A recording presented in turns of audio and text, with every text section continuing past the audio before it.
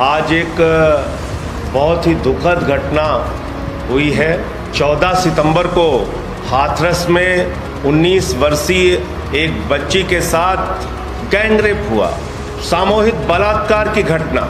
और सिर्फ बलात्कार ही नहीं, बलात्कार के बाद गले की हड्डी तोड़ दी गई, उसकी जीभ काट ली गई, मरणासन्न अवस्था में उसको छोड़ दिया गया।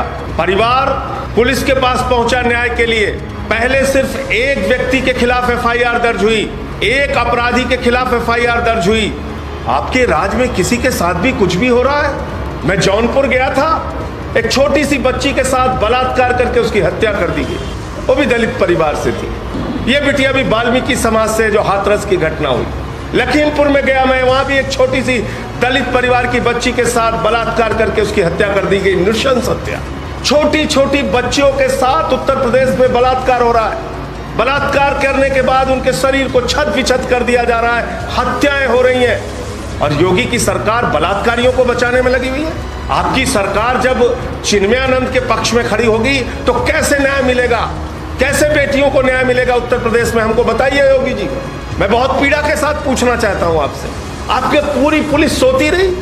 अरे मेरे तो एक बयान के ऊपर आप देशद्रोह लगा देते हैं। आज 14वां मुकदमा लिख दिया मेरे ऊपर, 14 एफआईआर हो गई। रोज आप एफआईआर लिखते रहते हैं। आपकी पूरी ताकत लोगों की आवाज को दबाने में लग जाती है, लेकिन अपराध रोकने के लिए आप कुछ भी नहीं करना चाहते। आपकी सरकार को जंगल राज भी कहना कम होगा, क्योंकि जंगल का भी कुछ कानून होता है। आपकी राज्य में कोई कानून व्यवस्था नहीं होगी जी। इतनी बड़ी घटना हो गई, कहां उत्तर प्रदेश का महिला आयोग, कहां सो रही उत्तर प्रदेश की पुलिस? क्यों बलात्कारियों को बचाने की कोशिश की गई? क्यों उन बलात्कारियों के खिलाफ कार्रवाई नहीं हुई? क्यों इस बिटिया को सही समय पर इलाज नहीं मिला? क्यों आप उसके मरने का इंतजार करते रहे? और उसको दिल्ली भी भेजा तो एम्स में उसको बेड नहीं दिलवा पाए।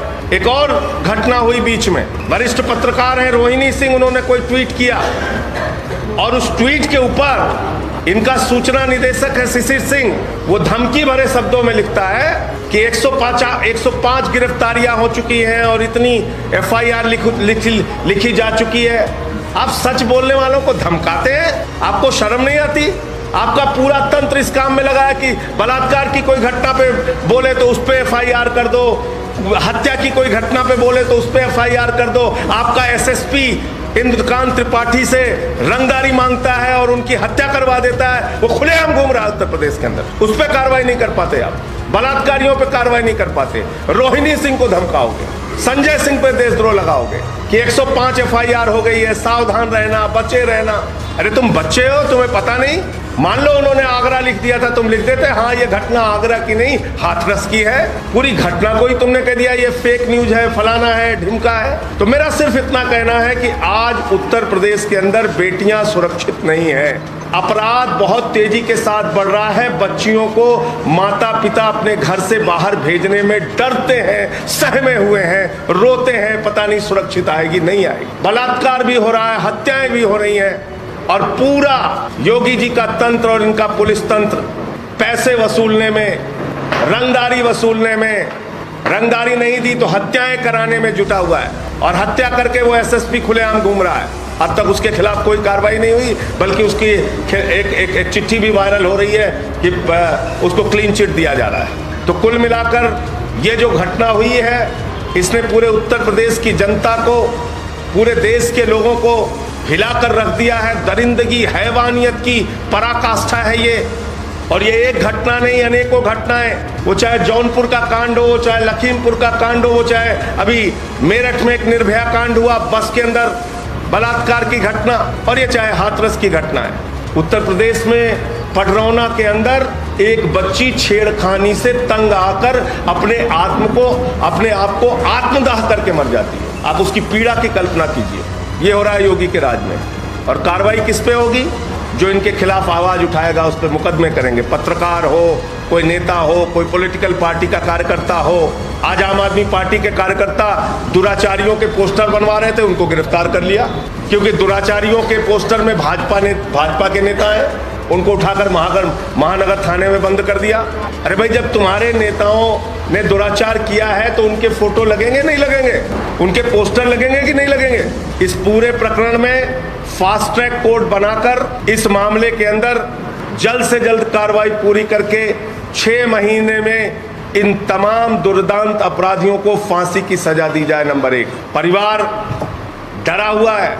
उससे यहां तक कहा गया है, मेरी बात हुई थी उनके चाचा से, कि तुम लोगों का हाल उन्नाव जैसा करेंगे, उनको सुरक्षा दी जाए। बहुत गरीब परिवार है, उनको मुआवजा दिया जाए, कम से कम 50 लाख रुपए का मुआवजा दिया जाए उसके परिवार को।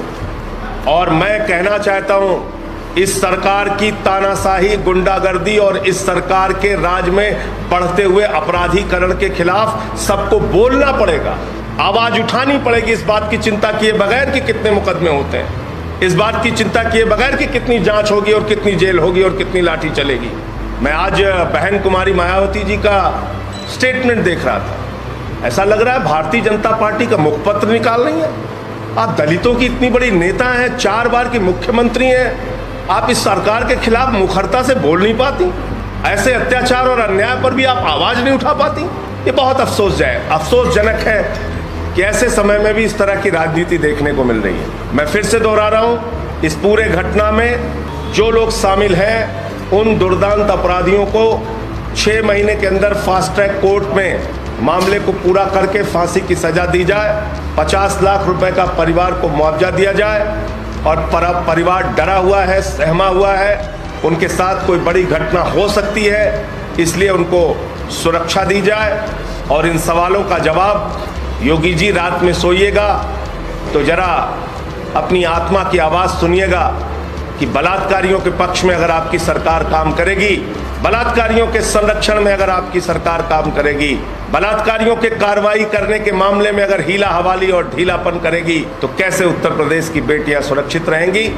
और ये एंटी रोमियो और दुराचारियों के पोस्टर लगाने का नाटक और नौटंकी आपकी सिर्फ एक ड्रामेबाजी साबित होगी, इसके अलावा कुछ नहीं।